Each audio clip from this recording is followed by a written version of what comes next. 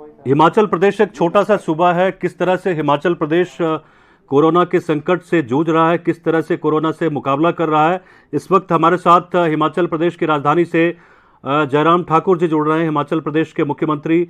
ज़रूर एक छोटा सा सूबा है, लेकिन जिस तरह से पिछले 20 दिनों में जिस तरह से मुकाबला कर रहे हैं हिमाचल प्रदेश में, तो सरकार की तरफ से किस तरह के स्टेप्स उठाए जा रहे हैं। हमारे साथ जयराम ठाकुर जी, आपका बहुत बहुत स्वागत है। जी जी, थैंक यू जी, नमस्कार। जी जी जी जी, आ रही आपका बहुत बहुत स्वागत है ईटी भारत में जुड़ने के लिए हमारे साथ। आपसे ये जानना चाहेंगे कि हिमाचल ने जिस तरह से लॉकडाउन किया, हिमाचल प्रदेश एक पर्यटन वाला प्रदेश है, जिस तरह से लॉकडाउन किया, तो आपने किस तरह से इसको काबू करने में सफलता पाई है। निश्चित रूप से हिमाचल प्रदेश एक टूरिस्ट स्टेट है और टूरिज्म को बहुत बड़ा नुकसान भी हुआ, लेकिन हमारे सामने प्रश्न ये था कि लोगों की जिंदगी हमारे लिए महत्वपूर्ण थी। और ऐसे में हिमाचल प्रदेश में हमने जब लॉकडाउन हुआ तो उसमें टूरिस्ट का आना जाना वो भी साथ में बंद किया। और ऐसे में नुकसान तो जरूर हुआ, लेकिन फिर भी उसके बावजूद ऐसी परिस्थिति में यही करना उचित था और वो हमने किया है। तो बाकी राज्यों के मुकाबले हिमाचल प्रदेश किस तरह से लड़ रहा है इस संकट को, हम जानना चाहेंगे। और अगर कुछ सीख वाली बात है कि हिमाचल से बाकी स्टेट भी सीखे, तो किस तरह का संदेश आप देना चाहेंगे। देखिए, बाकी राज्यों की तुलना में अभी भी हम कह सकते हैं कि हिमाचल बेहतर है। हमारे हिमाचल प्रदेश में अभी तक 39 कोरोना वायरस के पॉजिटिव केसेस आए हैं। और लेकिन इसमें ये जो बढ़ोतरी हुई है, उस बढ़ोतरी में सबसे बड़ा मुझे जो दुख के साथ कहना पड़ रहा है, जो दिल्ली में जो मरकज हुआ, उस मरकज में जो लोग भाग लेने के लिए गए थे, उनकी संख्या 24 संख्या उनकी ही है। और ये 39 में से अगर आज की तारीख में अगर हम देखें तो हिमाचल प्रदेश में बहुत बड़ी तादाद में कोरोना वायरस के मामले नहीं, लेकिन फिर भी उसके बावजूद जो है मामले बीच में आए हैं। और मैं ये कह सकता हूं कि आने वाले समय में हम कोशिश कर रहे हैं कि जो जितने भी हमारे जो तबलीगी जमात के लोग जो हिमाचल प्रदेश में आए थे, उनका सबका जो है उनके सबकी हम जांच करें और जांच के साथ साथ में उनके सैंपल जल्दी से जल्दी भेज सकें और भेज करके जो है उसकी रिपोर्ट आ जाए, ताकि हम समय रहते जो है ठीक कार्रवाई कर सकें। अभी ये बात। दूसरी बात, हिमाचल प्रदेश में जहां तक अभी तक जी जी जी जी, बोलिए जारी रखिए। अभी तक जो हमने हिमाचल प्रदेश में जो परिस्थिति हमारे सामने, हमने कर्फ्यू लागू किया है हिमाचल प्रदेश में, और कर्फ्यू बहुत सख्ती से लागू किया है। और उसका परिणाम यह है कि हिमाचल प्रदेश में बाकी राज्यों की तुलना में मामले आ तो रहे, लेकिन बहुत कम है मामले, इसमें कह सकता हूं मैं कि 20 तारीख को 20 अप्रैल को रिव्यू भी होना है। उसके बाद से कुछ सेक्टर्स को ओपन अप करने में, खोलने को लेकर कुछ सहमति हो सकती है हिमाचल में।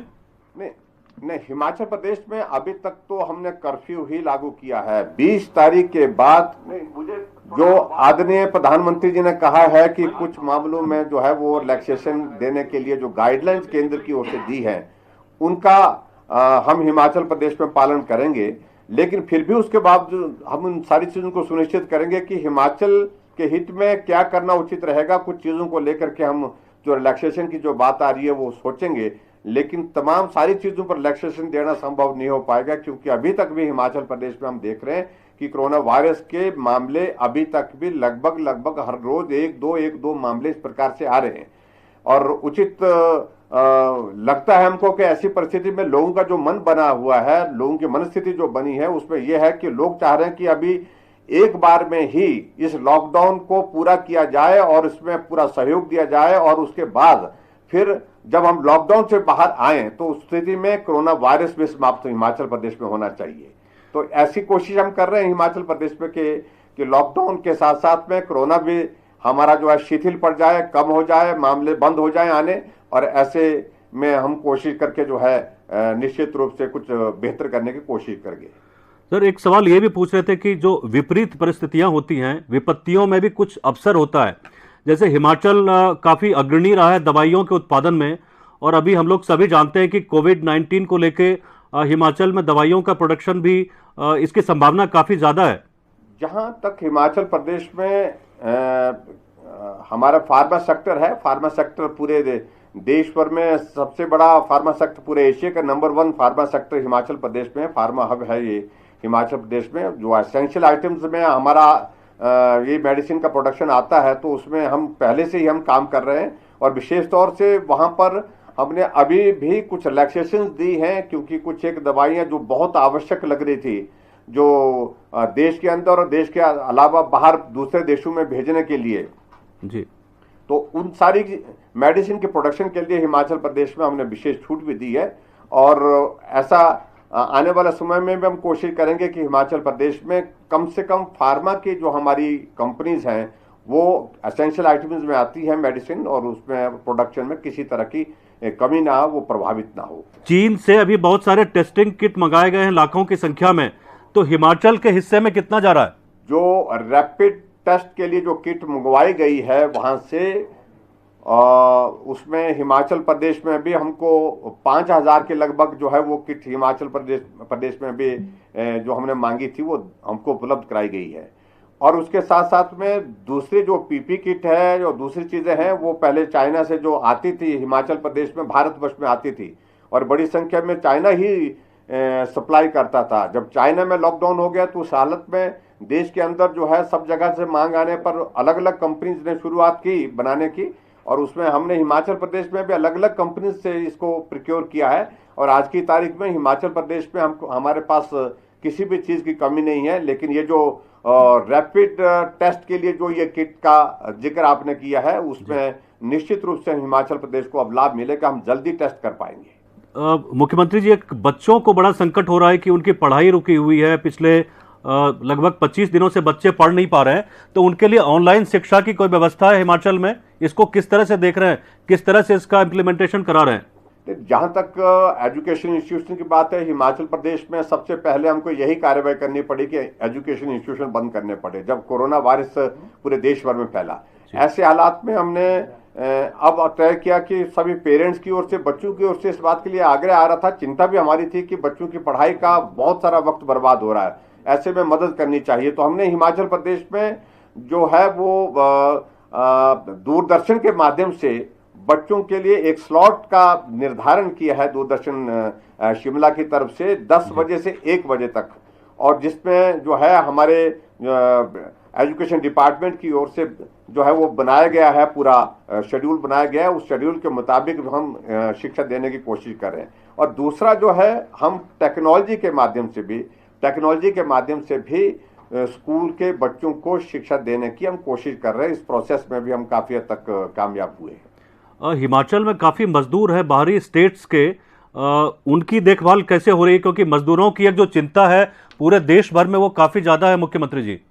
नहीं, निश्चित रूप से चिंता का विषय पूरे दुनिया के लिए है, देश के लिए तो है ही है, और हिमाचल प्रदेश भी उससे जो है वो अछूता नहीं है। ऐसी परिस्थिति में स्वाभाविक रूप से हम सब लोग तैयारी कर रहे हैं, और आदरणीय प्रधानमंत्री जी इस वक्त जिस प्रकार से मजबूती के साथ पूरे देश का मार्गदर्शन कर रहे हैं, मैं कह सकता हूं देश का नहीं दुनिया का मार्गदर्शन कर रहे हैं, यह हमारे लिए बहुत बड़ी ताकत है, जिसके कारण हमारा हौसला बढ़ा है इस लड़ाई में आगे बढ़ने के लिए। जो बच्चे हिमाचल के बाहर में पढ़ाई कर रहे हैं, विदेशों में पढ़ाई कर रहे हैं, रशिया में है, यूक्रेन में है, बहुत जगहों पे लोग बाहर दूसरे देशों में पढ़ाई करते हैं, तो उनसे संपर्क है आपका, राब्ता है आपकी सरकार का?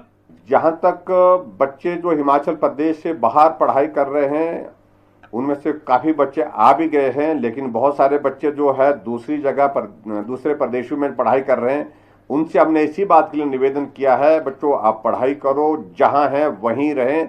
ऐसी परिस्थिति में थोड़े वक्त के लिए कठिनाई जरूर है, लेकिन उसके बावजूद आज की तारीख में इस हालात में उचित यही रहेगा कि आप वहीं बैठ करके ही अपना समय निकालें, अपनी पढ़ाई करें, उस पर ही आप काम करें।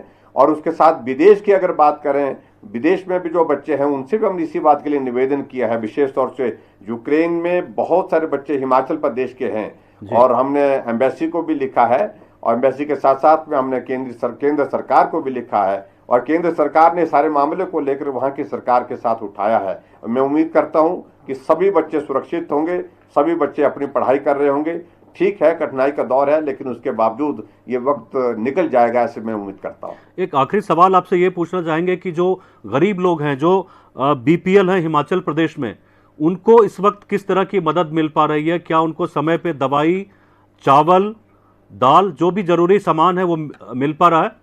देखिए, हिमाचल प्रदेश में आज की तारीख में किसी को भी हम भूखा सोने नहीं दे रहे हैं।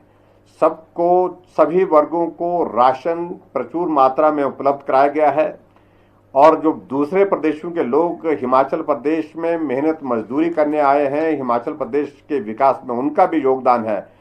जहां जहां भी वो लोग हैं उनके लिए मदद पहुंचाई जा रही है, चाहे वो राशन के रूप में, चाहे राशन नहीं वहां पैक्ड फूड के रूप में वहां पर उनको मदद की जा रही है, ताकि वो भूखे ना रहें। ऐसी परिस्थिति में यह हमारी कोशिश है। और हिमाचल प्रदेश में ऐसे भी मैं कह सकता हूं कि ऐसी परिस्थिति नहीं है, कोई भी आदमी यहाँ पर जो है भूखे नहीं सोता है। और सरकार की ओर से सारी व्यवस्थाएं हमने जो है उचित की है, और हिमाचल प्रदेश में किसी प्रकार से कहीं से भी हमको इस प्रकार की शिकायत भी नहीं है। एक आखिर में अगर आप ईटीवी भारत के दर्शकों से अपील करना चाहें, हिमाचल की जनता के नाम कोई खास संदेश आप देना चाहें? जी, मैं सिर्फ इतना ही संदेश देना चाहता हूँ देश प्रदेश की जनता के लिए, विशेष तौर से, कि ऐसे दौर में से जब हम गुजर रहे हैं, जिसको आप अच्छी तरह से समझते हैं, आज समझाने की आवश्यकता नहीं है।